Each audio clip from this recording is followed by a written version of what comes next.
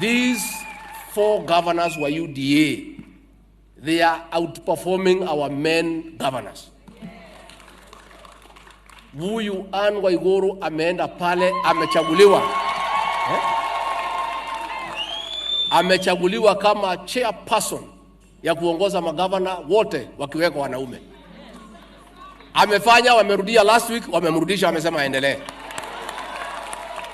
Tumeenda pale kwake Kirinyaga with the president. She has put an ultra-modern hospital that looks like Nairobi Hospital. Again, the power of women leadership. Mimi nataka mjiamini. Huyu chairperson wetu, Governor wa Karinda, she is a great leader and a courageous woman. Tumeenda pale Meru kwa kongamano la kahawa. Wanaume wakiona kateos wote wanatetemeka. Huyu kiongozi wetu haogopi, akawataja by name. And that is why we feel this party is safe in our hands. Pale Nakuru, huyu Susan Kiheka,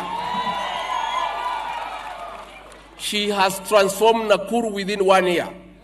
And the feedback we are getting from Nakuru again affirms that the people of Nakuru made the right decision.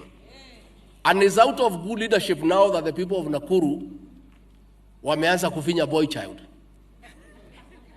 Governor, mama. Senator, women MP wa Naivasha, wa Gilgil, wa Bahati, wa Joro.